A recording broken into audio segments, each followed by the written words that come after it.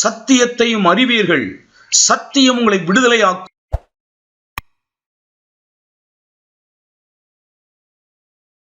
ஸ்தோத்திரம். தேவனுடைய வார்த்தைக்கு நேராக நம்முடைய இருதயங்களை நம்ம திருப்பலாம்.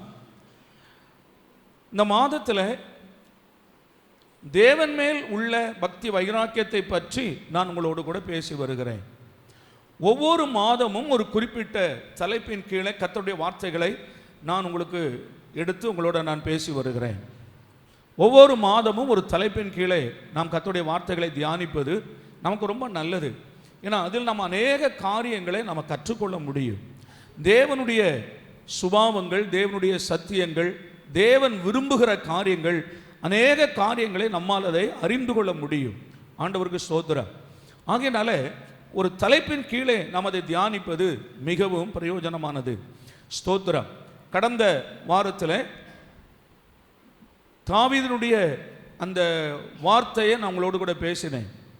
கர்த்தருடைய ஆலயத்தின் மேல் அந்த வைத்த பக்தி வைராக்கியம், தேவனுடைய வீட்டின் மேல் இருந்ததான பக்தி வைராக்கியம் என்னை பட்சித்தது என்று சொன்ன காரியங்களை கடந்த வாரத்திலே நம்ம பார்த்தோம்.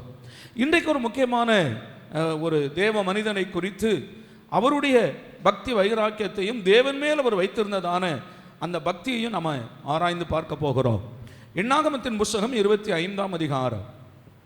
எண்ணாகமத்தின் புஸ்தகம் 25ஆம் அதிகாரம் 10-11 வசனங்களை நம்ம எல்லாரும் வாசிக்கலாம் சேர்ந்து. நம்ம எல்லாரும் எண்ணாகமத்தின் புஸ்தகம் 25வது அதிகாரம் 10-11 2 வசனங்களை நம்ம எல்லாரும் சேர்ந்து வாசிக்கலாம். கர்த்தர் மோசேயை நோக்கி, நான் என் எரிச்சலில் இஸ்ரவேல் புத்திரரை நிர்மூலமாக்காதபடிக்கு ஆசாரியனாகிய ஆரோனின் குமாரனாகிய எலியாசாரின் மகன் பினேகாஸ் என் நிமித்தம் அவர்கள் நடுவில் பக்தி வைராக்கியம் காண்பித்ததினால் இஸ்ரவேல் புத்திரர் மேல் உண்டான என் உக்கிரத்தை திருப்பினான். ஆண்டவருக்கு ஸ்தோத்திரம். இஸ்ரவேல் புத்திரர் கானான் தேசத்திற்கு பிரயாணமாய் புறப்பட்டு போய் கொண்டிருக்கிறார்கள். எல்லாரும் தயவாய் கவனிங்க. எகிப்து தேசத்திலிருந்து விடுதலையாக்கப்பட்டு கானானுக்கு இவர்கள் பிரயாணமாய் போகிறார்கள்.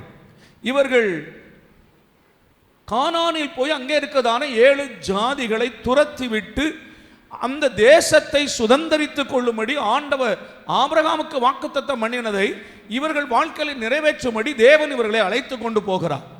அப்படி போகிற வழியிலே ஒவ்வொரு தேசமாக இவர்கள் கடந்து போகிறார்கள். அப்படி கடந்து போகும்போது மோவாப் தேசத்தினுடைய மனாந்தரத்தில், மோவாப் தேசத்தினுடைய ஊருக்கு வெளியே இவர்கள் பாளையம் இறங்கி இருக்கிறார்கள். இவர்கள் அங்கே பாளையம் இறங்கி இருக்கிறதை அந்த மோவாப் தேசத்தினுடைய ராஜாவாகிய பாலாக் பார்க்கிறார். பார்த்தா அந்த ஜனங்கள், திரளான மக்கள் அங்கே பாளையம் இறங்கி இருக்கிறார்கள். வேத வசனத்தின்படி ஏறக்குறைய 30 லட்சம் மக்கள் அவர்கள் அங்கே பாளையம் இறங்கி இருக்கிறார்கள். அவர்களை பாலாக் பார்க்கிறான். பார்த்து மிகவும் பயப்படுகிறான். பயந்து இந்த ஜனங்களால் எனக்கு ஆபத்து என்று இவன் நினைக்கிறான். இவர்கள் மாடு புல்லை மேய்ந்து போடுவது போல இந்த ஜனங்கள் என்னை மேய்ந்து போடுவார்கள் என்று இவன் பயந்து ஒரு உபாயமான ஒரு காரியங்களை செய்கிறான். அந்த நாட்களிலே பிலேயாம் என்றதான ஒரு தீர்க்கதரிசி இருந்தான். அந்த தீர்க்கதரிசி இடத்துல இவன் தன் ஆட்களை அனுப்பி அவனை கூலிக்கு அவனை பொறுத்து அவனை வர சொல்லுகிறான். அந்த பிலேயாம் தீர்க்கதரிசிக்கு மிகுதியான பணத்தையும் கனத்தையும் நான் உனக்கு தருவேன், நீ வந்து எனக்காக அந்த இஸ்ரவேல் மக்களை சபிக்க வேண்டும் என்று ஆள் சொல்லி அனுப்புகிறார். நீர் ஆசீர்வதிக்கிறவன் ஆசீர்வதிக்கப்பட்டவன், நீர் சபிக்கிறவன் சபிக்கப்பட்டவன், ஆகையால் நீர் வந்து எனக்காக அவர்களை சபிக்க வேண்டும். அப்படி ஒருவேளை அவர்கள் சபிக்கப்பட்டவர்களாய் போனால் நான் அவர்களை ஜெயித்து விடுவேன் என்று இவன் பிலேயாம் தீர்க்கதரிசிக்கு ஆள் அனுப்புகிறான். இந்த பிலேயாம் தீர்க்கதரிசி வந்து பார்க்கிறான். இந்த இடையில உள்ள காரியங்கள் எல்லாம் விட்டுருங்க. பிலேயாம் தீர்க்கதரிசி வந்து இந்த பாலாக் ராஜாவுக்காக இந்த ஜனங்களை பார்த்து பலிபீடம் கட்டி பலிபீடத்தில் கர்த்தருக்கு பலி செலுத்தி ஆண்டவர் சொல்லுகிறதை இந்த பாலாக் ராஜாவுக்கு இவன் சொல்லுகிறான். தேவன் சபிக்காத ஜனத்தை நான் சபிப்பது எப்படி? அவர் ஆசீர்வதிக்கிறார், அந்த ஆசீர்வாதத்தை நான் திருப்ப முடியாது என்றெல்லாம் அவர்கள் மேல் ஆசீர்வாதங்களையும் 22ஆம் அதிகாரம், 23ஆம் அதிகாரம், 24ஆம் அதிகாரம் எல்லா காரியங்களிலும் நீங்கள் அதை பார்க்க முடியும். அப்போ ஆண்டவர் அவர்களை ஆசீர்வதிக்கிறார் என்பதை இவன் கண்டான். கண்டு அந்த ஜனங்களை ஆசீர்வதிக்கவே ஆசீர்வதித்தான். அப்பொழுது பாலாக் ராஜா அவன் இவன் மேல் கோபப்பட்டு பிலேயாம் தீர்க்கதரிசியை பார்த்து சொல்லுகிறான், நான் உம்மை மிகுதியாய் கனம் பண்ணவும் மிகுதியான ஐஸ்வர்யங்களை நான் தரவுமை அழைத்தேன், அந்த ஜனங்களை சபிக்கும்படி அழைத்தேன், ஆனால் நீரோ அவர்களை ஆசீர்வதித்தேர். இத்தோடு 3 தடவைகள் அவர்களை ஆசீர்வதித்தேர், நீ ஓடிப்போ என்று மிரட்டுகிறான். அப்படி அவன் போகும்போது இந்த பாலாக் ராஜாவிடத்தில் கூலிக்காக ஒரு முக்கியமான காரியத்தை அவன் சொல்லுகிறான். இந்த பாலாக் ராஜாவிடத்தில் பிலேயாம் தீர்க்கதரிசி ஒரு முக்கியமான காரியத்தை சொல்லிவிட்டு போகிறார். இதை மாத்திரம் நீர் செய்தால் அந்த ஜனங்களோடு நீர் யுத்தம் பண்ண வேண்டாம், அந்த ஜனங்களை கர்த்தரே கொன்று போடுவார், இதை மாத்திரம் செய்யும் என்று சொல்லிவிட்டு போகிறார். நல்லா செய்தியை கவனமாக கவனிங்கள், அப்பொழுது இது உங்களுக்கு புரியும். வெளிப்படுத்தின விசேஷம் ஸ்தோத்திரம் 2ஆம் அதிகாரம் 14ஆம் வசனம். வெளிப்படுத்தல் 2:14. ஆகிலும் சில காரியங்களை குறித்து உன் பேரில் எனக்கு குறை உண்டு. விக்கிரகங்களுக்கு படைத்தவைகளை புசிப்பதற்கும் வேசித்தனம் பண்ணுவதற்கும் ஏதுவான இடரலை இஸ்ரவேல் புத்திரர் முன்பாக போடும்படி பாலாக் என்பவனுக்கு போதனை செய்த பிலேயாமுடைய போதகத்தை கை கொள்ளுகிறவர்களும் உன்னிடத்தில் உண்டு. கவனிங்க, இது வெளிப்படுத்தின விசேஷத்தில் இந்த 7 சபைகளுக்கு ஆண்டவர் சொல்லும் போது இதை சொல்லுகிறார். ஆனால் இதில் நம்ம கவனிக்க வேண்டிய முக்கியமான ஒரு வார்த்தை சத்தியம் என்ன என்றால், அங்கு எண்ணாகமத்தின் புத்தகத்தில் நடந்த சம்பவத்தை ஆண்டவர் இங்கே பல 1000 ஆண்டுகளுக்கு முன்பு, இதோட பல 100 ஆண்டுகளுக்கு பிறகு இங்கே சொல்லுகிறார். அது என்ன? பாலாக் ராஜாவுக்கு பிலேயாம் தீர்க்கதரிசி ஒரு ஆலோசனை கொடுக்கிறான். ஏன்னா அவன் வாங்கின பணத்திற்கு அந்த கூலிக்கு அவன் செய்யணும் இல்லையா, அதற்காக அவன் சொல்லுகிற காரியம் என்ன? 2 காரியம் சொல்றான். ஒன்று, அவர்கள் விபச்சாரம் பண்ணவும் விக்கிரகத்திற்கு படைக்கப்பட்டவைகளை புசிக்கவும் அவனுக்கு ஆலோசனை சொன்னான். அல்லேலூயா, நல்லா கவனிங்க.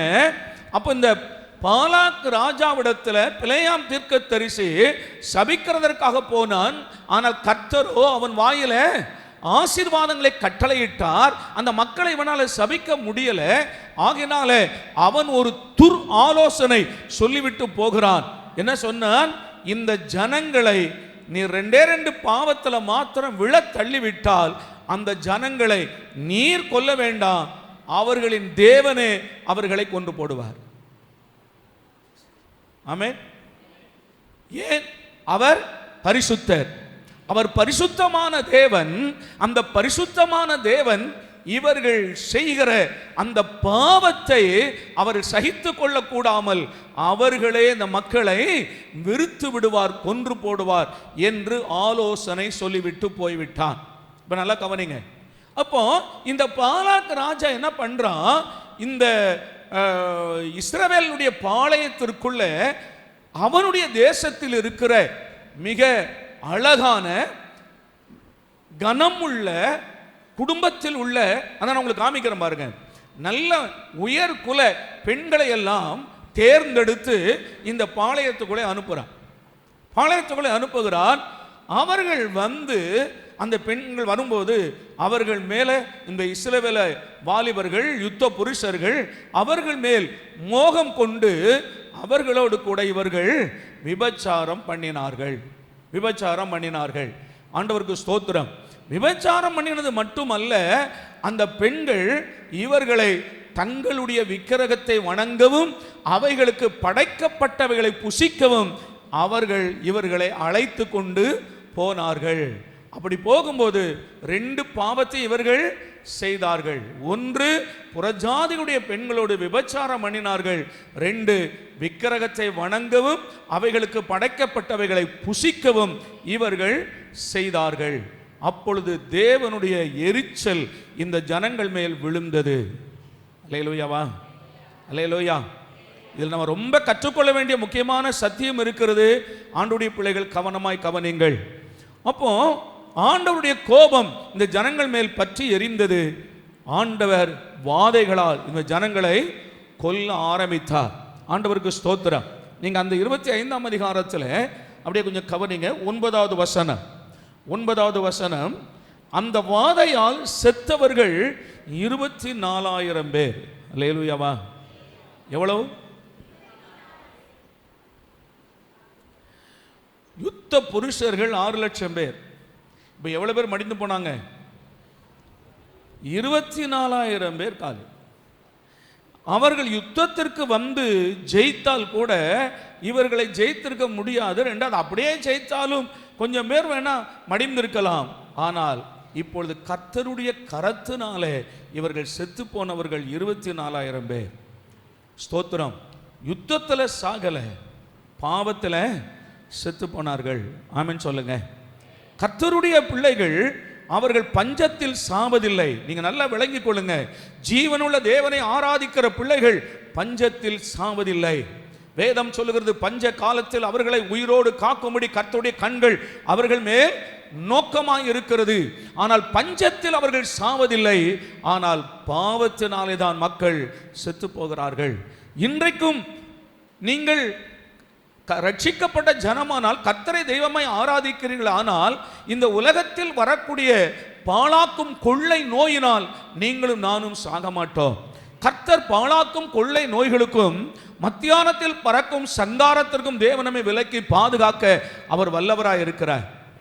ஆனால் நாம் மடிந்து போகிறது எதனால் என்றால், தேவனுக்கு விரோதமான பாவம் செய்வதனாலே மடிந்து போகிறோமே அல்லாமல் நாம் பாதுகாப்பு இல்லாமல் மடிந்து போகிறது இல்லை. கர்த்தர் எல்லா ஜனங்களையும் ஆண்டவர் பாதுகாக்கிறார்.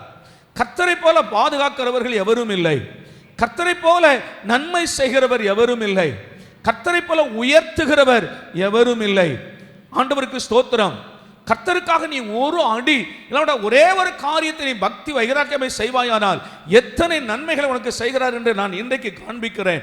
ஆண்டவருடைய பிள்ளையே, இந்த சூழ்நிலைமையினால இந்த இஸ்ரவேல் மக்கள் செத்து போனார்கள். பாவம். ஆண்டவருக்கு ஸ்தோத்திரம். அல்லேலூயாவா, ஸ்தோத்திரம். ஏனென்றால் அந்த பரலோக தேவன் அவர் யாரா இருக்கிறார்? அவர் பரிசுத்தமான தேவன். பரிசுத்தமான தேவன். அவர் பரிசுத்தத்தை சிநேகிக்கிறார் என்று மல்கியா 2ஆம் அதிகாரம் 11வது வசனம் சொல்லுகிறது. அவர் பரிசுத்தத்தை சிநேகிக்கிற கர்த்தர். அவர் பரிசுத்தத்தை சிநேகிக்கிற கர்த்தராக இருக்கிறபடினாலே ஆண்டவர் சொல்லுகிறார், நான் பரிசுத்தர், ஆகையால் நீங்களும் பரிசுத்தராய் இருங்கள் என்று அவர்களை வேறு பிரித்து ஆண்டவர் அழைத்து கொண்டு வந்தார். ஆண்டவருக்கு ஸ்தோத்திரம். கொஞ்சம் கவனிங்க. 25ஆம் அதிகாரம் 8ஆம் புத்தகம் 25ஆம் அதிகாரம் 1 முதல் சில வசனங்களை நான் வாசிக்கிறேன். அப்பொழுதுதான் நமக்கு விளங்கும். பாருங்க. இஸ்ரவேல் சித்தீமிலே தங்கி இருக்கையில் ஜனங்கள் மோவாபின் குமாரத்திகளோடு வேசித்தனம் பண்ண தொடங்கினார்கள். எப்படி தொடங்கினாங்க?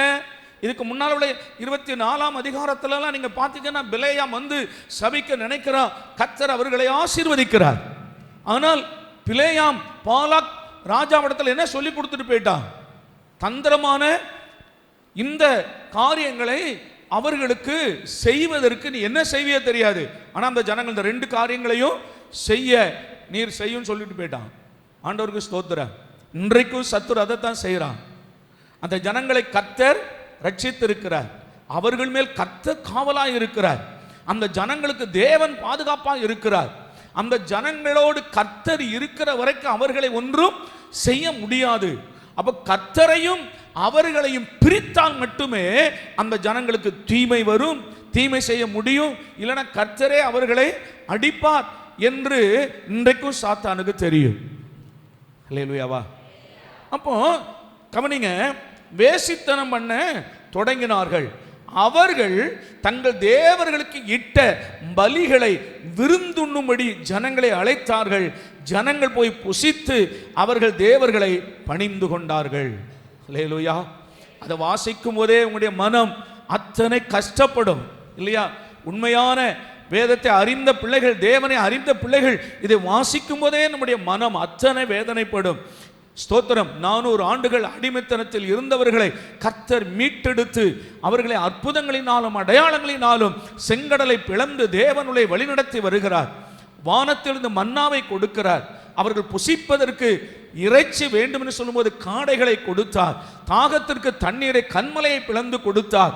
பகல் வெயில் அவர்கள் மேல் படாமல் அவர்கள் மேல் நிழலாக தேவன் சென்று கொண்டிருக்கிறார். இரவில் அக்கினியாக வெளிச்சம் காட்டும்படி தேவன் அவர்களுக்கு முன்னே சென்று கொண்டிருக்கிறார். இப்படியெல்லாம் முகமுகமாய் தேவன் பேசி நடத்தி கொண்டு வருகிற இந்த ஜனங்கள் என்ன செய்தாங்களா? ஸ்தோத்திரம். 1, அவர்கள் விபச்சாரம் பண்ணினார்கள். 2, அவர்கள் அழைத்தார்கள். இவர்களை அவர்கள் அழைக்கிறாங்க. நான் சொல்லுகிறேன், நீ போய் தேவனுடைய பிள்ளை, நீ போய் ஒரு விக்கிரக ஆராதனைக்காரனிடத்தில் சிக்கி கொண்டால் அவர்கள் அழைக்க தான் செய்வாங்க. அல்லேலூயா, அழைக்க தான் செய்வாங்க.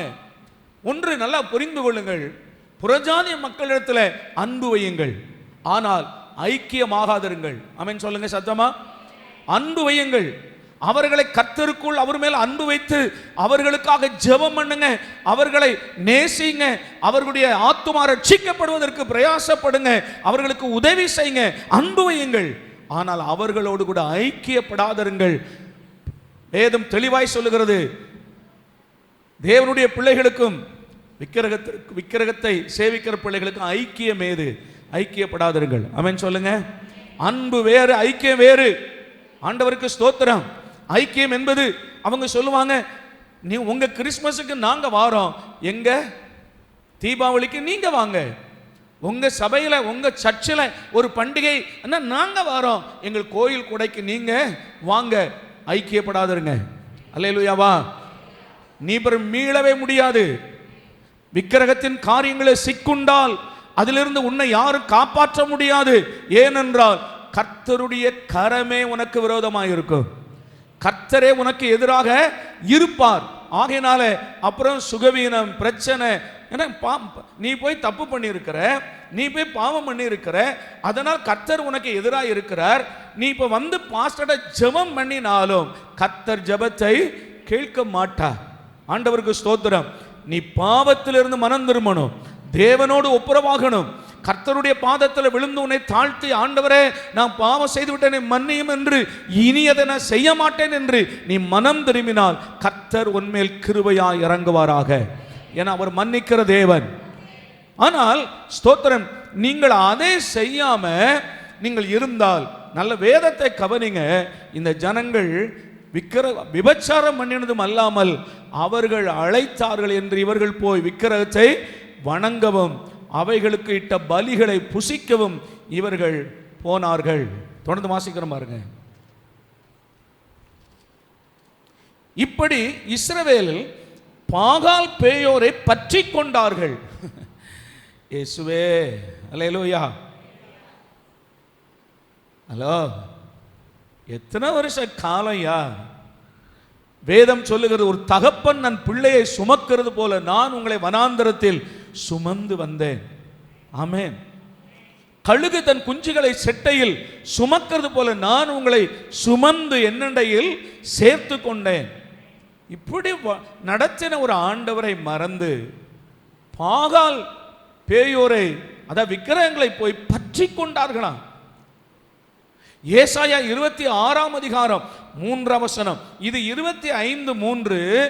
அங்கே ஏசாயா 26:3 வாசியுங்கள். ஏசாயா 26:3, உம்மை உறுதியாய் பற்றி கொண்ட மனதை உடையவன். இங்க யாரை பற்றி கொண்டார்களா? பாகால் பேயோரை பற்றி கொண்டார்கள். ஆனால் பரிசுத்த வேதம் சொல்லுகிறது, உம்மை உறுதியாய் பற்றி கொண்ட மனதை உடையவன். எத்தனை பிரச்சனைகள் வந்தாலும், போராட்டங்கள் வந்தாலும் அவன் உண்மையே பற்றி கொள்ளுகிறான். எத்தனை உபத்திரவங்கள் கர்த்தரையே பற்றி கொள்ளுகிறான். யோபுவை போல சோதனைகள் வந்தாலும் அவன் உண்மையை பற்றி கொள்ளுகிறான். கர்த்தரை உறுதியாய் பற்றி கொள்ளுகிற அந்த மனதை உடையவன், உம்மையே நம்பி இருக்கிறபடினால் நீர் அவனை பூரண சமாதானத்துடன் காத்துக்கொள்கிறீர். அல்லேலூயா. நீர் அவனை பூரண சமாதானத்துடன் காத்துக்கொள்கிறீர். கர்த்தரை பற்றி கொள்ளுகிற மனம். ஆமென். இவர்கள் பாகால் பேயோரை பற்றி கொண்டார்கள், பாகாலை பற்றி கொண்டார்கள், விக்கிரகத்தை போய் பிடித்துக் கொண்டார்கள். வாசிக்கிறேன் தொடர்ந்து.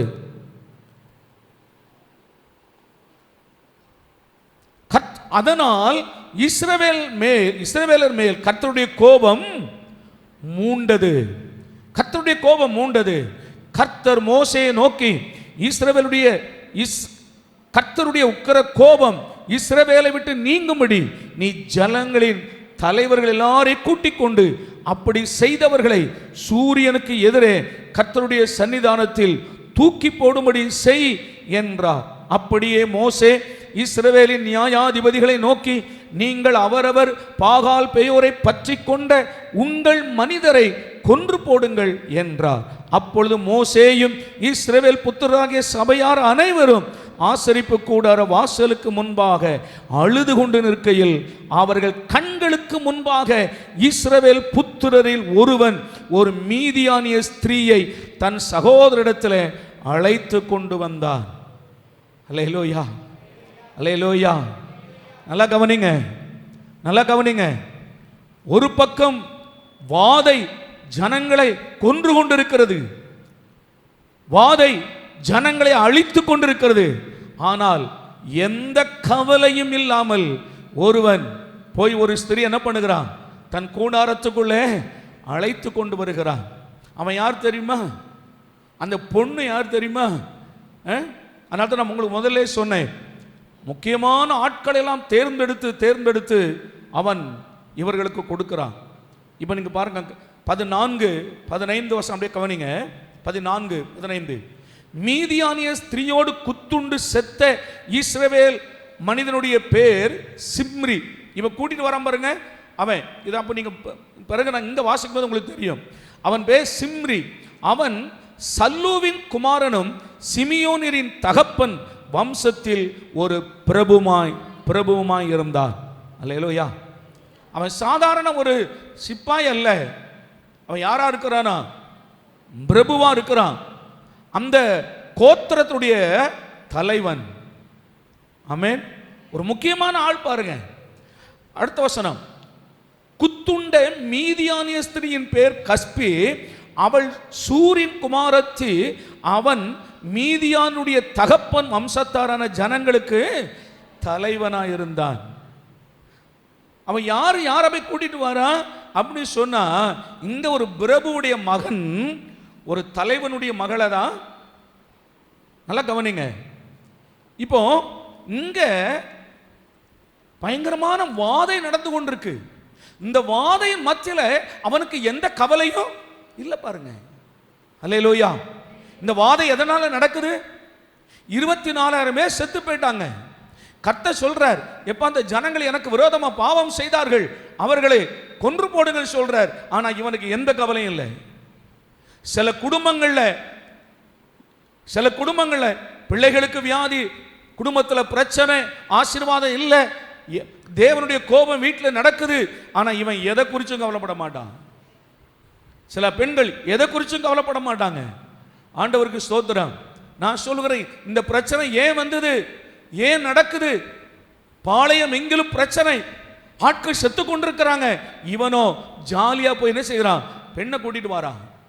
குடும்பத்துக்குள் கடவுளுடைய கோபம். ஆனா இவனோ ஜாலியா சினிமாக்கு போறான், தண்ணி போடுறான், எந்த கவலையும் கிடையாது, ஆராதனை கிடையாது, கர்த்தரை சேவிக்கிற பயம் இல்லை. அல்லேலூயா. ஆண்டவருக்கு ஸ்தோத்திரம். அப்போ இந்த பெண்ணை கூட்டிட்டு வந்துட்டு இவன் என்ன பண்றான், ஒரு கூடாரத்துக்குள்ள கூட்டிட்டு போறான். ஏன்னா அன்னைக்கு எல்லாமே கூடாரம் தான் பாருங்க. ஏன்னா வீடு கிடையாது இல்லை, ஏன்னா எல்லாம் கூடாரம் தான். ஏன்னா இவங்க பிரயாணப்பட்டு போய்கிட்டு இருக்கிறாங்க. அந்த கூடாரத்துக்குள் கூட்டிட்டு போய் அவளோடு போய் படுக்கிறான். அங்கதான் என்ன நடக்குது என்பதை நீங்க இப்ப நம்ம வாசித்தோம் இல்லையா, செய்தியுடைய ஆரம்பத்தில் பிணைகாசை பற்றி வாசித்தோம் பாருங்க. இப்ப நான் அப்படியே வாசிக்கிறேன். 7 சேர்ந்து வாசிக்கிறேன். அப்பொழுது மோசேயும் இஸ்ரவேல் புத்திரராகிய சபையார் அனைவரும் ஆசரிப்பு கூடாரம் வாசலுக்கு முன்பாக அழுது கொண்டு நிற்கையில் அவர்கள் கண்களுக்கு முன்பாக இஸ்ரவேல் புத்திரரில் ஒருவன் ஒரு மீதியானிய ஸ்திரீயை தன் சகோதரத்தில் அழைத்து கொண்டு வந்தான். அதை ஆசாரியனாகிய ஆரோனின் குமாரனான எலெயாசரின் மகன் பினேகாஸ் கண்டபோது அவன் நடு சபையில் இருந்து எழுந்து ஒரு ஈட்டியை தன் கையிலே பிடித்து இஸ்ரவேலனாகிய அந்த மனிதன் வேசித்தனம் பண்ணும் அறையிலே அவன் பின்னாலே போய் இஸ்ரவேல் மனிதனும் அந்த ஸ்திரீயுமாகிய இருவருடைய வயிற்றிலும் ஈட்டி உருவி போகத்தக்கதாக அவர்களை குத்தி போட்டான். அப்பொழுது இஸ்ரவேல் புத்திரில் உண்டான வாதை நின்று போயிற்று. கரங்களை தட்டி கர்த்தருக்கு நன்றி சொல்லலாமா? நல்ல அல்லேலூயா, அல்லேலூயா. மிகப்பெரிய வாதை, மிகப்பெரிய பேரழிவு நடந்து கொண்டிருக்கும் போது ஒருவன் சபையிலிருந்து எழும்பினான். ஆமென் சொல்லுங்க. அல்லேலூயா. பாவம் துணிகரமாய் செய்யப்பட்ட அந்த இடத்துல சபையின் நடுவில் இருந்து பினேகாஸ் என்ற ஒரு ஆசாரியன், ஆரோனுடைய பேரன் பினேகாஸ், அவன் எழும்பி சபையின் நடுவில் ஒரு ஈட்டியை எடுத்துக்கொண்டு போய் அவர்கள் 2 பேரும் படுத்திருக்கிறார்கள், அவர்கள் மேல குத்தினான். ஆமென். இத்தனை வாதைகளுக்கும் காரணம் இந்த பாவம் தான். இத்தனை அழிவுக்கு தோல்விக்கு காரணம் இந்த பாவம் தானே என்று அவன் பாவத்தை உருவ குத்தினான். ஆமென் சொல்லுங்க. அல்லேலூயா. இன்றைக்கும் கேட்கிற அருமையான குடும்ப தலைவர்கள் தலைவிகளுக்கு சொல்லுகிறேன், உன் குடும்பத்தில் இருக்கிற பாவம் செத்தால் ஒழிய ஆசீர்வாதம் வராது மகனே. அல்லேலூயாவா, அல்லேலூயாவா. உன் குடும்பத்தில் இருக்கிற பாவம் சாகணும். ஆமென். உன் குடும்பத்தில் இருக்கிற பாவம் சாகணும். நீ தவறுகளை செய்யும் போது உன்னுடைய தகப்பனோ தாயோ அதற்காக தன் பினேகாசை போல உன்னோடு போராடுகிறார்கள். ஆமாவா? ஸ்தோத்திரம். நீ தேவனுடைய பிள்ளை, ரட்சிக்கப்பட்டிருக்கிற, பரிசுத்தாவி பெற்றிருக்கிற, ஆனால் நீ துணிகரமா வீட்டில் பாவம் செய்கிற, அதை தாங்கிக் கொள்ள முடியாத பினேகாசின் ஆவியை உடையவர்கள், அது அம்மாவா இருக்கலாம், அப்பாவா இருக்கலாம், சகோதரனா இருக்கலாம், கணவனா இருக்கலாம், மனைவியா இருக்கலாம், உன்னோடு கூட அவர்கள் போராடுகிறார்கள். ஆமென் சொல்லுங்க. எந்த பினேகாசாலும் அதை பொறுத்து கொள்ள முடியாது என்பதை நீ அறியணும். ஆமென். உன் வீட்டுக்குள் பாவத்தோடு நீ குடியிருக்கும் போது, பாவத்தோடு நீ வாழ்ந்து கொண்டிருக்கும் போது ஆசீர்வாதம் எப்படி மகனே வரும்? அதை இன்றைக்கு கொன்று போடு. ஆமென். அதனாலதான் எபிரேய நிருபக்காரன் சொல்லுகிறான். அந்த வசனத்தை கூட வாசிக்கலாமா? எபிரேய நிருபக்காரன் சொல்லுகிற அந்த வார்த்தைகளை கொஞ்சம் வாசிக்க கேட்கிறேன். 12ஆம் அதிகாரம் 4வது வசனம். எபிரேயர் 12:4. பாவத்திற்கு விரோதமாய் போராடுகிறதில் இரத்தம் சிந்தப்படத்தக்கதாக நீங்கள் இன்னும் எதிர்த்து நிற்கவில்லையே. அல்லேலூயா. பாவத்திற்கு விரோதமாய் நீங்கள் எதிர்த்து போராடுகிறதுல இரத்தம் சிந்தவில்லையேங்கிற. அப்போ பாவத்துக்கு எதிராய் போராடும் போது என்ன சிந்த வேண்டியது வரும் சொல்லுங்களேன். அல்லேலூயா. ஸ்தோத்திரம். குடிக்கிறான், அந்த அந்த சாராய பாட்டல மனைவி புடுங்குறா, இதனால குடும்பத்தில் கஷ்டம், பாடுகள், பாவம், ஆண்டவருக்கு விரோதமா செய்யாத என்று அவள் போராடுகிறாள். அவனும் அந்த பாட்டிலாலேயே அந்த மனைவி மண்டையில் அடிக்கிறான், ரத்தம் வடியுது. எதற்கு விரோதமாய் போராடுகிறாள்? பாவத்திற்கு விரோதமாய் போராடுகிறாள். எத்தனையோ தாய்மார்கள், எத்தனையோ சகோதர சகோதரிகள் தங்கள் குடும்பங்களில் பாவத்திற்கு எதிராக அவர்கள் போராடி கொண்டிருக்கிறார்கள். மகளே, கர்த்தர் உனக்கு ஜெயத்தை தருவாராக. கர்த்தர் உங்களுக்கு ஜெயத்தை தருவாராக. அல்லேலூயா. ஆண்டவருக்கு ஸ்தோத்திரம். இந்த காலவேளையில கேட்கிற தேவ பிள்ளைய, பாவத்தை கொன்று போடுங்கள், பாவத்தை குத்தி போடுங்கள். பினேகாசின் ஆவி கர்த்தர் இந்த காலவேளையில உங்களுக்கு தருவாராக. இப்ப அப்படியே கீழே வாசிக்கிறோம் பாருங்க. அப்பொழுது இஸ்ரவேல் புத்திரில் உண்டான வாதை, நீ பாவத்தை கொன்று போட்டால் குடும்பத்தில் இருக்கிற வாதைகள் நின்று போகும். பாவத்தை ஒழித்து விட்டால் குடும்பத்தில் இருக்கிற சாபம் ஒளிந்து போகும். குடும்பத்தில் இருக்கிற எல்லா தரித்திரமும் எல்லா கஷ்டங்களும் மாறி போகும். கர்த்தர் உன்னை ஆசீர்வதிக்கவே ஆசீர்வதிப்பார். நீ கையிட்டு செய்கிற வேலைகள் ஆசீர்வதிக்கப்படும். உன் குடும்பம் விருத்தி அடையும், நீ பெருகவே பெருகுவாய், கர்த்தர் உன்னை வாலாக்காமல் தலையாக்குவார், நீ கீழாயிராமல் மேலாயிருப்பாய், நீயோ அநேக ஜாதிகளுக்கு கடன் கொடுப்பாய், நீ கடன் வாங்காதிருப்பாய். அல்லேலூயா. இன்றைக்கு ஆண்டவருடைய ஆவியானவர் உன்னை பலப்படுத்த ஜெபிக்கிறேன். கீழே தொடர்ந்து வாசிக்கிற பாருங்க. அப்பொழுது இஸ்ரவேல் புத்திரரில் உண்டான வாதை நின்று போயிற்று. 8வது வசனம், அதிலிருந்து 9 வாசிக்கிறேன். 9லிருந்து, அந்த வாதையால் செத்தவர்கள் 24,000 பேர். கர்த்தர் மோசேயை நோக்கி, நான் என் எரிச்சலில் இஸ்ரவேல் புத்திரரை நிர்மூலமாக்காதபடிக்கு ஆசாரியனாகிய ஆரோனின் குமாரனான எலெயாசாரின் மகன் பினேகாஸ் என் நிமித்தம் அவர்கள் நடுவில் பக்தி வைராக்கியம் காண்பித்ததினால் இஸ்ரவேல் புத்திரமில் உண்டான என் உக்கிரத்தை திருப்பினான். அல்லேலூயா. ஐயா, ஒரு பினேகாஸ் ஆண்டவர் மேல வைத்திருந்த அந்த பக்தி வைராக்கியம், ஆமென் சொல்லுங்க.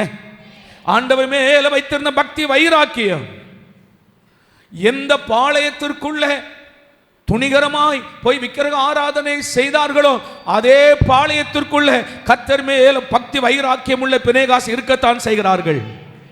ஆமென். எந்த பாளையத்துக்குள்ள புறஜாதிகளிடத்தில் போய் விபச்சாரம் பண்ணி வேசித்தனம் பண்ணினார்களோ, விக்கிரகத்திற்கு படைத்தவர்களை புசித்தார்களோ, அதே பாளையத்திற்குள்ள கர்த்தர் மேல பக்தி வைராக்கியம் உள்ள பினேகாஸ் இருக்கத்தான் செய்கிறார்கள். ஆண்டவருக்கு ஸ்தோத்திரம். ஆனால் தான் பைபிள் சொல்லுகிறது, பக்தி உள்ளவனை தேவன் தமக்காய் தெரிந்து கொள்கிறார். இந்த கால வேளையில் தேவ பிள்ளையே, ஒவ்வொரு குடும்பத்திலும் நீ ஒரு பக்தி உள்ளவனாய் இருக்க கர்த்தர் உன்னை தேடுகிறார். அல்லேலூயா. நீ ஒரு பக்தி உள்ள மகனாய் அந்த பக்தி வைராக்கியமாய் மாற கர்த்தர் உன்னை அழைக்கிறார். ஆமென். கர்த்தர் மேல் இருந்த பக்தி வைராக்கியம் அவன் எழும்பினான். ஆண்டவருக்கு ஸ்தோத்திரம். அவன் ஒரு கோத்திர தலைவன், பிரபுவா இருக்கிறான். நீ யாரா வேணாலும் இரு, ஆனால் கர்த்தருக்கு விரோதமாய் நீ பாவம் செய்து தேவ ஜனங்கள் அழிந்து போகிறதற்கு நீ காரணமாய் இருக்க என்னால் அதை சம்மதிக்க முடியாது என்று பினேகாஸ் எழும்பினான். அல்லேலூயா. குடும்ப தலைவர்களே, உங்க பிள்ளைகளா இருந்தாலும் பாவம் செய்வதற்கு சம்மதிக்காதீங்க. உங்க பிள்ளைகளா இருந்தாலும், நீங்க நேசிக்கிற எந்த பிள்ளைகளானாலும் பாவம் செய்ய சம்மதிக்காதீங்க. அல்லேலூயா. நீங்க நேசிக்கிற மனைவியானாலும் புருஷனானாலும் பாவம் செய்ய சம்மதிக்காதீங்க. உங்களுக்குள்ளே கர்த்தர் பினேகாசின் ஆவியை தருவாராக. கர்த்தருக்காக பக்தி வைராக்கியம் உள்ளவனாய் எழும்பும்படி கர்த்தர் கிருபை தருவாராக. அல்லேலூயா. பினேகாஸ் நடு சபையிலிருந்து ஈட்டியை எடுத்துக்கொண்டு போய் அவள் 2 பேர் மேலும் குத்தினான். இது எதற்கு சமம் என்று பைபிள் சொல்லுகிறது தெரியுமா? பாவ நிவாரண பலி என்று சொல்லுகிறது. அல்லேலூயா. இந்த வாதை நிறுத்தப்படுவதற்கு பினேகாஸ் பாவ நிவாரண பலியை எனக்கு முன்பாக செலுத்தி என் உக்கிரகத்தை அவன் அணைத்து போட்டான். ஆமென். தேவனுடைய பிள்ளையை, இதே இடத்துல இந்த காரியத்திற்கு ஒப்பாக ஆண்டவர் இன்னொன்றை ஆண்டவர் சொல்லுகிறார். எசேக்கியேல் தீர்க்கதரிசன புஸ்தகம், எசேக்கியேல் தீர்க்கதரிசன புஸ்தகம் வாசிக்கலாம். எசேக்கியேல், ஹல்லேலூயா, 22ஆம் அதிகாரம் 30வது வசனம். எசேக்கியேல் 22:30. நான் தேசத்தை அழிக்காதபடிக்கு, நல்லா கவனிங்க, அன்னைக்கு இஸ்ரவேல் புத்தர் பாளையத்துக்குள்ள ஆண்டவர் அழிவை கட்டளையிட்டு, வாதையை கட்டளையிட்டு செத்து கொண்டிருந்தார்கள். அதே போல கர்த்தருங்க சொல்கிறார், நான் தேசத்தை அழிக்காதபடிக்கு திறப்பிலே நிற்கவும் சுவரை அடைக்கவும் தக்கதாக ஒரு மனுஷனை தேடினேன், ஒருவனையும் காணேன். அல்லேலூயா. அன்னைக்கு ஆண்டவர் ஸ்தோத்திரம் ஒரு மனிதனை பார்த்தார், அவன் பினேகாஸ். அவன் எழும்பி தேவனுடைய கோபத்தை திருப்பினான். ஆமென். இன்றைக்கு ஆண்டவர் நம்மில் ஆண்டவர் தேடுகிறார், தேசத்தை நான் அழிக்காதபடிக்கு பினேகாசை போல எனக்கும் அழிந்து கொண்டிருக்கிற ஜனங்களுக்கும் நடுவாய் நிற்கத்தக்க ஜனங்களை நான் தேடுகிறேன் என்று கர்த்தர் சொல்லுகிறார். அல்லேலூயா. இதற்காகத்தான் ஒவ்வொரு நாளும் இரவு 9 மணிக்கு நாம ஜெபம் பண்ணுகிறோம். ஆன்லைன்ல ஒவ்வொரு நாளும் 9 மணிக்கு தேவ சமூகத்தை நோக்கி கதறுகிறோம். ஒவ்வொரு வெள்ளிக்கிழமையும் ஆலயத்தில் வந்து தேவனை நோக்கி உபவாசத்தோடு கூப்பிடுகிறோம்.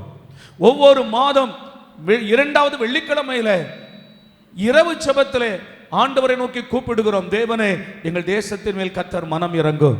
ஆமென். ஆண்டவருக்கு ஸ்தோத்திரம். பினெகாசை போல தேவனுடைய சமூகத்தில் நிற்கிற பிள்ளைகளை கர்த்தர் தேடுகிறார். ஆமென். ஆண்டவருடைய கரத்தில் ஒப்பு கொடுத்து, ஆண்டவரே, நாங்கள் இருக்கிறோம் பாவத்துக்கு எதிராக போராடுகிறதுல, பாவத்திற்கு எதிராக எங்கள் முழங்கால்களை முடக்கி நாங்கள் ஜெபிக்கிறதுல கர்த்தாவே நாங்கள் இருக்கிறோம் என்று ஒப்பு கொடுக்கிற மக்களை ஆண்டவருடைய இருதயம் தேடுகிறது. அல்லேலூயா. இந்த சபையிலிருந்து, இந்த பலிபீடத்திலிருந்து வருகிற வார்த்தைகளுக்கு தேவ பிள்ளையே செவி கொடுப்பாயாக. இந்த பலிபீடத்திலிருந்து வருகிற வார்த்தைகள் தேவனுடைய இருதயம். யாரோ உன் இருதயத்தை கெடுத்து போடாதபடிக்கு நீ உன்னை காத்துக்கொள். ஆமென் சொல்லுங்க. இந்த ஆலயத்தில் நடக்கிற எல்லா கூட்டங்களும் ஜெபங்களும் இது தேவனுடைய இருதயத்திலிருந்து வருகிறதான தரிசனம். அதற்கு கீழ்ப்படிந்து நீங்கள் உங்களை ஒப்பு கொடுத்து நடங்கள். கர்த்தர் நம்மை நேசிக்கிறார். ஆமென். அப்போ பினெகாஸ் அவ கொன்று போட்டதுனால தேவனுடைய கோபம் நிறுத்தப்பட்டது. கர்த்தர் சொல்லுகிறார், பினெகாஸ் என் கோபத்தை என்ன செய்தான்? திருப்பிட்டான். இந்த ஜனங்களை நான் அழிக்கணும்னு நினைச்சேன், என் கோபத்தை அவன் திருப்பிட்டான். இப்படிப்பட்ட ஆட்கள் ஆண்டவர் தேடுகிறார் இல்லையா? அல்லேலூயா. சரி, இப்படி இவன் பக்தி வைராக்கியம் காண்பித்ததுனால அவனுக்கு ஆண்டவர் செய்த ஒரு ஆசீர்வாதத்தை பாருங்களேன். கர்த்தர் அவனுக்கு செய்த ஆசீர்வாதத்தை கீழே ஒரு 2 வார்த்தைகளை நான் வாசித்து நான் ஜெபம் பண்ணி முடிக்கிறேன். கீழே, ஆகையால் 12ஆம் வசனம், ஆகையால் இதோ அவனுக்கு என் சமாதானத்தின் உடன்படிக்கையை கட்டளையிடுகிறேன். ஆமென். அல்லேலூயா. நல்லா கவனிங்க. ஆண்டவருக்காக ஒரு பக்தி வைராக்கியம் காண்பித்து ஒரு காரியத்தை நம்ம செய்தோம்னா கர்த்தர் சும்மா வெறும் வார்த்தையினால புகழ்ந்து விட்டு போகிறது இல்லை. அதற்கு பதிலாக ஆண்டவர் நன்மையை நமக்கு தருகிறவராய் இருக்கிறார். ஆமென். இந்த பினெகாஸ் இந்த நன்மையை எதிர்பார்த்து செய்தானா? சொல்லுங்க, எதிர்பார்த்து செய்தானா? இல்ல, அவன் எதிர்பார்க்கல. ஆண்டவர் மேல் இருந்த பக்தி வைராக்கியத்தினாலே செய்தான். நீங்க எப்பவுமே ஆண்டவருக்காக எதையாவது ஒன்று செஞ்சு பாருங்க. அல்லேலூயா. கர்த்தர் சொல்லுகிறார், அவன் இப்படி செய்ததுனால அவன் கர்த்தர் சொல்றான், அவனுக்கு நான் சமாதானத்தின் உடன்படிக்கையை கட்டளையிடுகிறேன். உடன்படிக்கை என்ன நமக்கு தெரியும், நான் ஏற்கனவே பிரசங்கித்து இருக்கிறேன். ஒரு 2 தேசம் இல்லை 2 ராஜாக்கள் உடன்படிக்கை பண்ணுவாங்க பார்த்தீங்களா இல்லையா? ஒரு அக்ரிமெண்ட் போடுவாங்க, ஒப்பந்தம் போடுவாங்க. உங்கள் நாட்டுக்கு நாங்கள் என்ன தருகிறோம்? கச்சா எண்ணெய், ஆயில் தாரோம். நீங்கள் உங்கள் நாட்டில் இருந்து கோதுமை எங்களுக்கு என்ன செய்யுங்க, கொடுங்க. ஒப்பந்தம் போடுவாங்க பாருங்க. ஆனால் கர்த்தருடைய உடன்படிக்கை என்பது, ஆண்டவருக்கு ஸ்தோத்திரம், இங்கே பினெகாசோடு கர்த்தர் சொல்றாரா, நான் சமாதானத்தின் உடன்படிக்கை கட்டளை இடுகிறேன். அப்படின்னா என்ன? எப்பெல்லாம் அவனுக்கு சமாதானம் வேணுமோ அதையெல்லாம் உடன்படிக்கையின் அடிப்படையில், ஒப்பந்தத்தின் அடிப்படையில் கர்த்தர் கொடுத்து கொண்டே இருக்கிறார். அல்லேலூயா. கர்த்தருக்காக பக்தி வைராக்கியம் காண்பிக்கிற தேவனுடைய பிள்ளைகள் வாழ்வில ஒரு நாளும் சமாதானம் குறைவுபடுவதில்லை. காரணம், கர்த்தர் அவர்களோடு உடன்படிக்கை பண்ணுகிறார். அது என்ன உடன்படிக்கையா? சமாதானத்தின் உடன்படிக்கை. ஏசாயா தீர்க்கதரிசன புத்தகத்தில் வாசிக்கிறோம், மலைகள் விலகினாலும் பர்வதங்கள் நிலை பெயர்ந்தாலும் என் சமாதானத்தின் உடன்படிக்கை உன்னை விட்டு நிலை பெயராது. ஆமென் சொல்லுங்க. அப்ப நான் சொல்றேன், ஆண்டவருக்காக நீ பக்தி வைராக்கியம் காண்பித்தால் உன் குடும்பத்தில் சமாதானம் நதியை போல புரண்டு ஓடும். உன் குடும்பம் எங்கிலும் சமாதானம் இருக்கும். ஏன் சமாதான குறைச்சல், ஏன் ஆசீர்வாதம் இல்லை? ஆண்டவருக்காக நமக்கு பக்தி வைராக்கியம் இல்லை. கர்த்தர் உங்களுக்கு பக்தி வைராக்கியத்தை தருவாராக. ஆமென். கட்டாயமா குடும்ப ஜெபம் பண்ணுங்க. பிள்ளைகளை கண்டிப்பா நடத்துங்க. அன்பு காட்ட வேண்டிய இடத்துல அன்பு காட்டுங்க. அவங்களுக்கு உதவி செய்ய வேண்டிய இடத்துல உதவி செய்யுங்க. வாங்கி கொடுக்க வேண்டிய இடத்துல நன்றாய் வாங்கி கொடுங்கள். ஆனால் தேவனுக்கு அடுத்த காரியத்தில் கொஞ்சம் பக்தி வைராக்கியமாக இருங்கள். பிள்ளைகளை ஜெபம் பண்ண வைங்க. பிள்ளைகளை பைபிள் படிக்க வைங்க. பிள்ளைகள் கையில மொபைலை கொடுத்து வேடிக்கை பார்க்காதீங்க. நாளைக்கு அந்த பிள்ளைகள் கெட்டு போக நீங்கள் காரணமா இருக்காதீங்க. அல்லேலூயா சொல்லுங்க. அந்த பிள்ளைகள் கெட்டு போக நீங்கள் காரணமா இருக்காதீங்க. சிறு பிள்ளைகள்ல இருந்தே மொபைலை கொடுத்தாதான் நான் சாப்பிடுவேன்னு சொன்னா அந்த சோறே உனக்கு வேண்டான்னு சொல்லுங்க. அல்லேலூயா. சின்ன பிள்ளைகள் இருந்து அடம் பிடித்து நீ மொபைலை தந்தாதான் நான் படிப்பேன், மொபைலை தந்தாதான் நான் சாப்பிடுவேன் என்று சொன்னால் அந்த சாப்பாடே உனக்கு வேண்டாம் என்று பட்டினி போடுங்க. நான் சொல்றேன், 2 நாள் செஞ்சு பாருங்க, 3ஆவது நாள் சரியா வருதா இல்லையான்னு பாருங்க. அல்லேலூயா. அந்த பிள்ளைகள் கெட்டு போகிறதுக்கு நீ காரணமா இருக்காதே. நாளைக்கு அந்த பிள்ளைகள் கெட்டு போனால் உன்னிடத்தில் கணக்கு கேட்பாரே அல்லாமல் பிள்ளைகளிடத்தில் கேட்க மாட்டார். ஆமென் சொல்லுங்க. இத்தனைக்கு விளங்குது? அல்லேலூயா. ஆகையினால் பெற்றோர்களே, கர்த்தருக்காக பக்தி வைராக்கியம் காண்பீங்கள். உங்கள் வீட்டிலே சமாதானம் நதியை போல புரண்டு ஓடும். கர்த்தர் உங்களோடு சமாதானத்தின் உடன்படிக்கை செய்வார். ஆண்டவருக்கு ஸ்தோத்திரம். கீழே இன்னும் வாசிக்கிறேன், அடுத்த வசனம். அவன் தன் தேவனுக்காக பக்தி வைராக்கியம் காண்பித்து இஸ்ரவேல் புத்திரருக்காக பாவ நிவர்த்தி செய்தபடியினால், நான் சொன்னேன் பார்த்தீங்களா, அது பாவ நிவாரண பலியாக கர்த்தரை எடுத்துக்கொண்டார். அவன் பாவ நிவர்த்தி செய்தபடியினால் அவனுக்கும் அவனுக்கு பின்பு அவன் சந்ததிக்கும் நித்திய ஆசாரிய பட்டத்திற்குரிய உடன்படிக்கை உண்டாயிருக்கும் என்று சொல் என்றார். அல்லேலூயா. ஒன்று, அவனுக்கு சமாதானத்தை நான் சமாதான உடன்படிக்கை கட்டளை இடுகிறேன். 2, அவனுக்கும் அவன் சந்ததிக்கும் நித்திய ஆசாரிய பட்டத்திற்குரிய உடன்படிக்கை என்று சொன்னார். ஆமென். அல்லேலூயாவா. கர்த்தருடைய ஆசாரிய ஊழியம் அவனுக்கு கொடுக்கப்படுகிறது. கர்த்தருடைய ஆசீர்வாதம் உங்களுக்கு கொடுக்கப்படும். ராஜாக்களும் ஆசாரியர்களுமா இருக்கிறோம். ஆண்டவருக்காக ஒரு காரியத்தை செய்துட்டா ஆண்டவர் உடனே பிரதிபலன் செய்யறத பார்த்தீங்களா? தாவீது சும்மாதாங்க மனசுல நினைக்கிறான், நான் கர்த்தருக்கு ஒரு ஆலயத்தை கட்டுவேன் என்று அவன் மனசுல நினைக்கிறான். அதை நாத்தான் தீர்க்கதரிசனத்தில் சொல்லுகிறார். கர்த்தர் மறுநாள் கர்த்தர் நாத்தான் தீர்க்கதரிசி அனுப்பி, வசனங்கள்லாம் வாசிக்க நேரம் இல்லை, உடனே அனுப்பி சொல்றார், நீ எனக்கு ஆலயத்தை கட்டுவாயோ, நான் உனக்கு வீட்டை கட்டுவேன். அல்லேலூயா. நீங்க ஆண்டவர் மேல கொஞ்சம் பக்தி வைராக்கியமா இருந்து பாருங்க, உன்னை சும்மா விட மாட்டேன். இந்த உலகத்துல உன்னை உயர்த்தி எங்க வைக்கணுமோ அங்க வைப்பேன். அல்லேலூயா.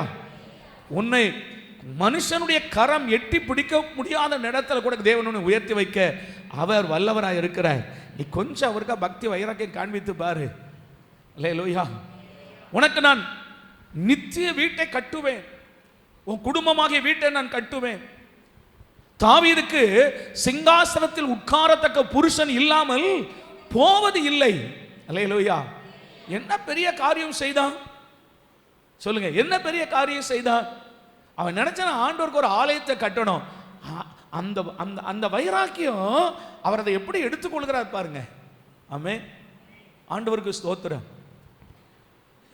அந்த அந்த இவனால தாங்க முடியல. பினேகாசால இவ்வளோ பிரச்சனை இந்த பாவத்தினால தான் நடக்கிறது, மறுபடியும் ஒருத்தன் வந்து துணிகரமா செய்யறானே என்று அவன் போய் அதை குத்தி போடுகிறான். கர்த்தர் சொல்ற, அவன் எனக்காக பக்தி வைராக்கியம் காண்பித்தான் இல்லையா? ஆமென். எத்தனை பேர் ஆண்டவர் நிமித்தமா இந்த ஆலயத்தின் மேல பக்தி வைராக்கியம் வச்சிருக்கிறோம்? அல்லேலூயா. அல்லேலூயா.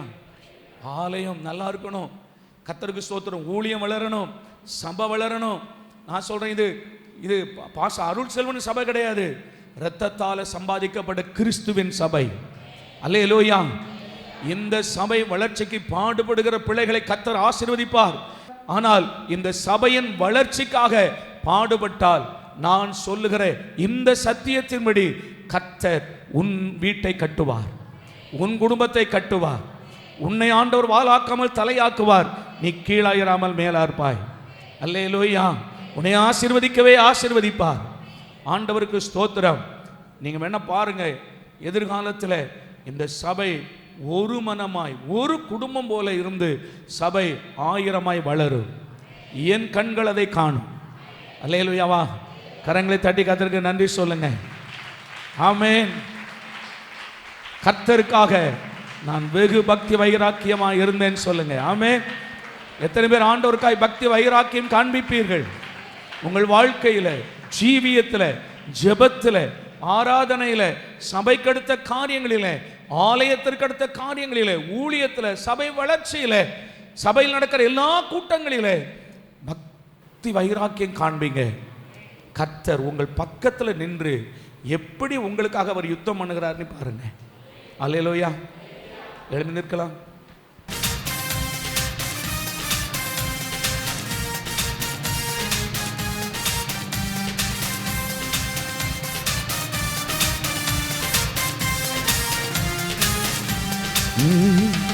ஆணையிட்டபடி எல்லாம் செய்து முடிப்பீர், வாக்கு தத்தங்கள் எல்லாம் நிறைவேற்றுவீர். ஆணையிட்டபடி எல்லாம் செய்து முடிப்பீர், வாக்கு தத்தங்கள் எல்லாம் நிறைவேற்றுவீர். நீ சொன்ன நல்வார்த்தை நிறைவேறும் என்றும் தவறாமல் நிறைவேற்றும் தெய்வம் நீ. நீ சொன்ன நல்வார்த்தை நிறைவேறும் என்றும் தவறாமல் நிறைவேற்றும் தெய்வம் நீ. இளைப்பாறுதல் என்னை சுற்றிலும், இளைப்பாறுதல் என் எல்லை எங்கிலும்.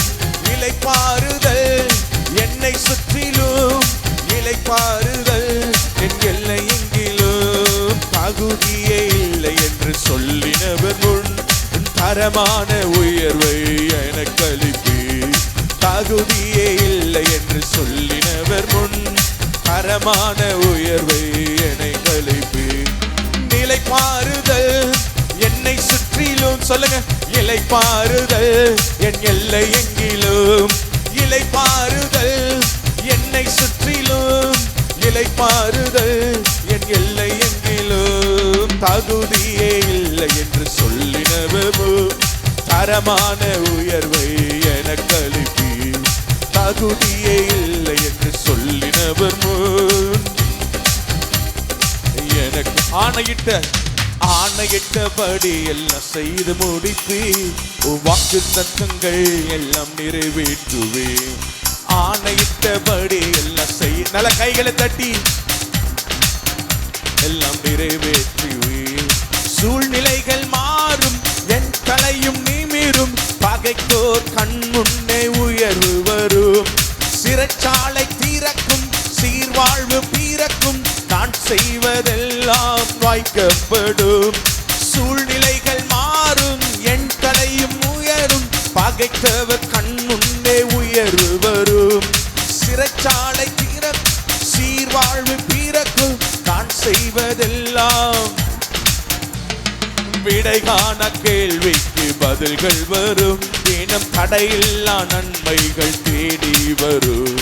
விடை காண கேள்விக்கு பதில்கள் வரும், தினம் தடையில்லா நன்மைகள். தம்மை பாருதல் என்னை சுற்றிலோ, இளைப்பாறுதல் என் எல்லை எங்கிலும். இளைப்பாறுதல் என்னை சுற்றிலோ, இளைப்பாறுதல் என் எல்லை எங்கிலும். இளைப்பாறுதல் என் எல்லை எங்கிலும். இளைப்பாறுதல் என் எல்லை எங்கிலும். ஹல்லேலூயா, ஹல்லேலூயா. எத்தனை பேர் இந்த கால வேளையில தேவனுடைய வார்த்தையை நீங்க சரியா கவனிச்சு அந்த வார்த்தையின்படி வாழ்வதற்கு விருப்பம் கொள்கிறீர்கள்? ஆண்டவரை, என் வாழ்க்கையில தேவனுக்காக பக்தி வைராக்கியம் எழும்பட்டும் ஆண்டவரே. ஏதோ ஒரு சராசரி கிறிஸ்தவனாய் வாழாமல் ஆண்டவருக்காக பக்தி வைராக்கியம் உள்ளவனாய், பக்தி வைராக்கியம் உள்ளவளாய் வாழ்வதற்கு உம்முடைய ஆவியின் பலனை எனக்கு தாரும். கரங்களை உயர்த்தி எல்லாம் ஜெபம் பண்ணுங்க. ஸ்தோத்திரம் ஆண்டவரே, நான் அப்படி வாழ்வதற்கு எனக்கு கிருபைகளை தாரும் ஆண்டவரே. உம்முடைய வீட்டை குறித்து உண்டான பக்தி வைராக்கியம் என்னை பட்சித்தது என்று தாவீது சொன்னார். பினேகாஸ், இஸ்ரவேல் மக்கள் துணிகரமாய் பாவம் செய்த போது ஆண்டவரே தேவன் மேல் வைத்த பக்தி வைராக்கியத்தை நிமித்தமாய் அவன் நடு சபையிலிருந்து ஒரு ஈட்டியை எடுத்துக்கொண்டு போய் அவர்கள் 2 பேரும் படுத்திருக்கிற அந்த கூடாரத்துக்குள் நுழைந்து அவர்கள் 2 பேரையும் குத்தி போட்டு இஸ்ரவேல் மேல் வந்த வாதையை நிறுத்தினான். தேவனுடைய மனதில் இடம் பிடித்தான். கவனிங்க, சில நேரங்களில் நாம செய்கிற காரியம் மற்றவர்கள் பார்வையில் ஒருவேளை அது கொடூரமாய் தெரியும். பினேகா செய்தது அவன் குடும்பத்தாருக்கு ஒருவேளை அப்படிப்பட்டதான சுபாவம் உள்ள அநேகருக்கு அது பினேகாஸ் மேல் எரிச்சல் வந்திருக்கலாம். கொலை செய்து விட்டான் என்று, கொலைகாரன் என்று கூட சொல்லி இருக்கலாம். ஆனால் அது தேவனுடைய பார்வையில் எத்தனை உகந்த காணிக்கையாக இருந்தது, எத்தனை மேன்மையான காரியமாக இருந்தது. ஆண்டவருக்கு ஸ்தோத்திரம். கர்த்தர் இன்று உன்னிடத்தில் அதே பக்தி வைராக்கியத்தை தேவன் எதிர்பார்க்கிறார். மகனே, மகளே, நீ ஆண்டவருக்காக பக்தி வைராக்கியமாய் என் ஜீவியத்தில், என் நடைமுறையில், செய்கையில் நான் பக்தி வைராக்கியத்தை நான் காண்பிப்பேன். கர்த்தர் எனக்கு தந்த பிள்ளைகளை பக்தி வைராக்கியமாய் வளர்ப்பேன். வாலிப நாட்களில் யோசேப்பை போல, பினேகாசை போல நான் பக்தி வைராக்கியம் காண்பிப்பேன் என்று சொல்லுகிற பிள்ளைகள் கரங்களை உயர்த்தி ஆண்டுடைய சமூகத்தில் ஜெபம் பண்ணுங்க. கர்த்தர் இன்றைக்கு உங்களுக்கு சமாதானத்தின் உடன்படிக்கை கட்டளையிடுவாராக. சமாதானத்தின் உடன்படிக்கை கட்டளையிடுவாராக. உன் குடும்பத்திலிருந்து ஆசாரியர்கள் எழும்புவார்களாக. கர்த்தருக்கு முழு நேரமாய் ஊழியம் செய்கிற ஆசாரியர்களை கர்த்தர் உன் குடும்பத்திலிருந்து எழும்ப பண்ணுவாராக. ஓ, ஆண்டவருக்காய் பக்தி வைராக்கியம் காண்பிக்கிற மகனாய், மகளாய் உன்னை அர்ப்பணி. ஓ ரஹ்மானா சிக்கமான ரதுனி அந்துரமா. அல்லேலூயா. கர்த்தாவே, உமக்கென்று நான் அர்ப்பணிக்கிறேன். என் பிள்ளைகளை பக்தி வைராக்கியமாய் வளர்ப்பதற்கு ஒப்புக் கொடுக்கிறேன் ஆண்டவரே. அல்லேலூயா, அல்லேலூயா, அல்லேலூயா. ஸ்தோத்திரம். ஆண்டவருடைய கண்கள் பினேகாசை தேடுகிறது. இந்த ஆலயத்தில் கர்த்தருடைய கண்கள் பினேகாசை போன்ற தேவ பக்தி உள்ளவர்களை தேடுகிறது. மகனே, தேவ பக்தி வைராக்கியமுள்ள ஜனங்களை கர்த்தருடைய கண்கள் தேடுகிறது. ஆண்டவர் உனக்கு சமாதானத்தின் உடன்படிக்கையை கட்டளையிடுவாராக. உன் குடும்பத்திலே சமாதானம் நதியை போல புரண்டு ஓடுவதாக. நதியை போல சமாதானம் புரண்டு ஓடுவதாக. கர்த்தருக்காய் பக்தி வைராக்கியம் காண்பிக்கிற உன்னை ஆண்டவர் வெறுமையாய் விடுவதில்லை. கர்த்தர் உன்னை கைவிடுவதில்லை. உனக்கு சமாதானத்தின் உடன்படிக்கையை கர்த்தர் கட்டளையிடுகிறார். ஆசாரிய ஊழியத்தை கட்டளையிடுகிறார். நித்திய ஆசாரிய பட்டத்தை ஆண்டவர் உடன்படிக்கையாய் கட்டளையிடுகிறார். பக்தி வைராக்கியம் காண்பிக்கிற உன் வீட்டிலிருந்து முழு நேர ஊழியர்கள் எழும்புவார்களாக. கர்த்தருக்கென்று முழு நேரமாய் ஊழியம் செய்கிற ஆசாரியர்கள், சுவிசேஷகர்கள் எழும்புவார்களாக. அப்போஸ்தலர்கள் எழும்புவார்களாக. கர்த்தாவே, எங்கள் பிள்ளைகளை ஆசீர்வதியும். கரங்களை தட்டி எல்லா பிள்ளைகளும் ஸ்தோத்திரத்தோடு, என் தேவனே, உமக்காய் நான் பக்தி வைராக்கியமாய் வாழ்வதற்கு எங்களுக்கு கிருபைகளை தாங்கப்பா. ஹல்லேலூயா, ஹல்லேலூயா, ஹல்லேலூயா. பினேகாசை போல எங்கள் வாலிப பிள்ளைகள் ஆண்டவரை பக்தி வைராக்கியம் காண்பிப்பார்களாக. கர்த்தருக்கென்று ஆண்டவரை வைராக்கியமாய் இருக்கட்டும். பரிசுத்தத்திற்காய் வைராக்கியமாய் இருக்கட்டும். ஆண்டவரே, விக்கிரக ஆராதனை குறித்து வைராக்கியமாய் இருக்கட்டும். சத்தியத்திற்காக வைராக்கியமாய் இருக்கட்டும். சபைக்காக வைராக்கியமாய் இருப்பார்களாக. உம்முடைய நாமத்தில் பிள்ளைகளை ஆசீர்வதிக்கிறோம் ஆண்டவரே.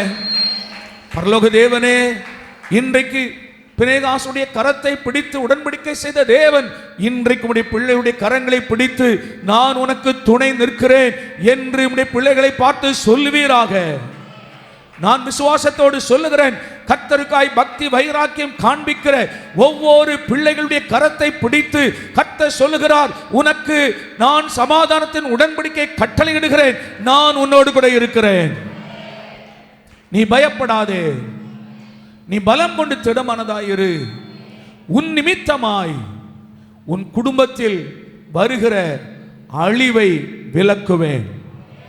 உன் நிமித்தமாய் உன் குடும்பத்தில் வருகிற நஷ்டத்தை நான் விலக்குவேன்.